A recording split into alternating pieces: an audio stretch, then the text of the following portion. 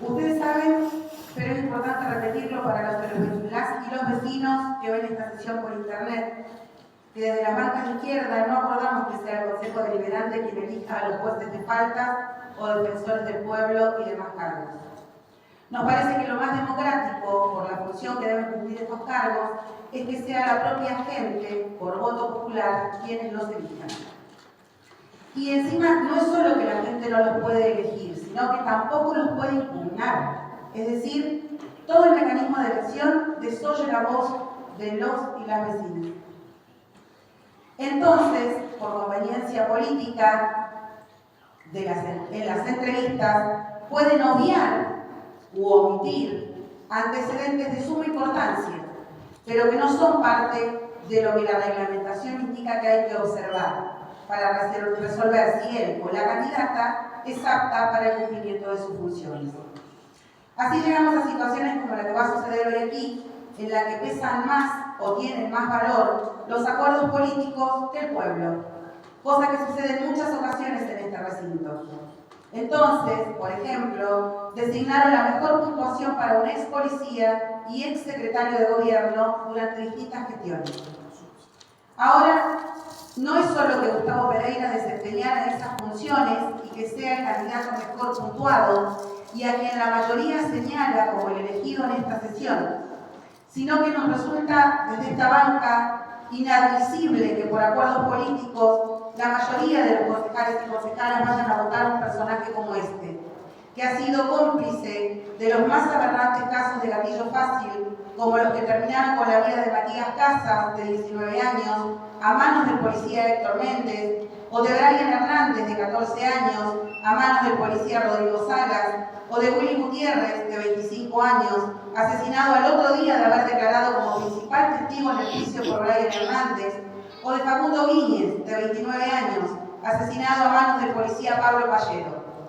Y también cumplía sus funciones de subsecretario de Seguridad cuando el ministro de Seguridad de la provincia era el actual intendente Mariano Gaido, y 3 policías le dieron una brutal golpiza a Facundo Agüero, que en aquel momento tenía 27 años y quien después de eso quedó postrado para toda la vida, sobreviviendo gracias a los cuidados de su inmensa madre.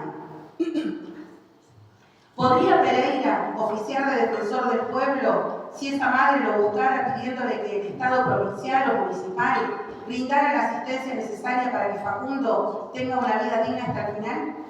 Y no me refiero a los paliativos que han ido dándole, me refiero a una pensión y a la atención médica necesaria de por vida que debiera tener. Además, en esos años, y bajo su supervisión, se sucedieron las represiones a los trabajadores del Hospital Castro Rondón en la vereda del mismo, poniendo en riesgo no solo a los trabajadores, sino también a los propios pacientes del hospital. El desalojo de MAM, donde las familias peleaban en defensa de sus puestos de trabajo, en el que además hirieron con un balazo de goma en el tobillo al diputado del Frente de Izquierda Mandato Cumplido, Raúl Godoy. O en el desalojo de la toma de la calle Obreros Argentinos, en el que se habían asentado más de 150 familias que pedían por tierra y vivienda para vivir.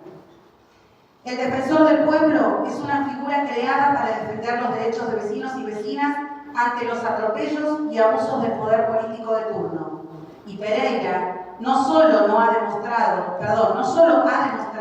ser parte de ese poder político, siendo funcionario en las gestiones de Jorge Zapac y Omar Gutiérrez y asesor directo de Gaido hasta agosto de este año, sino que además ha defendido su accionar públicamente, como se puede leer en las distintas entrevistas que concedió en relación a los casos de gatillo fácil o a las represiones que mencioné. Si bien desde estas bancas no depositamos confianza alguna en los demás candidatos, todos vinculados de alguna u otra manera al poder de turno, entendemos que la llegada a este puesto por parte de un ex policía que en funciones públicas fue cómplice del gatillo fácil y la represión, sería un salto hacia una mayor impunidad ante estos casos. Más aún, en un contexto nacional donde el gobierno de Milei busca consolidar un régimen más autoritario y represivo. Yo sé que después de esta intervención se van a anotar para chicanear o para poner de manifiesto la demora en denunciar de esta banca esta situación, como si cada uno de los concejales o concejales no hubiera tenido el tiempo o los recursos para investigar los verdaderos antecedentes de Pereira. o que pretendan hacerle creer a la gente que no lo conocían o que lo vieron por primera vez en sus vidas en la entrevista que le hicieron en la Comisión de Legislación. Inverosímil, habiendo sido miembro de distintos gobiernos del MPN, bloque, por otro lado, mayoritario de este Consejo. No pretendo polemizar con quienes sostienen una perspectiva de sociedad diametralmente opuesta a la que nosotros defendemos. No se trata de pretender convencerles.